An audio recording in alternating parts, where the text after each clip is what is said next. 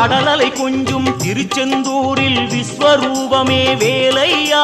பழமுதி சோலை அறுபடை வீடும் புண்ணிய தரிசனம் முருகையா திருநீர் அணிந்து வரும் போது நெஞ்சில் நிம்மதி பிறக்குது கந்தையா முகனே சிவனார் மகனே உன்னை பாட பாட சுகமாகுதையா வேல் முருகா அரோகரா அரோகரா வேல் முருகா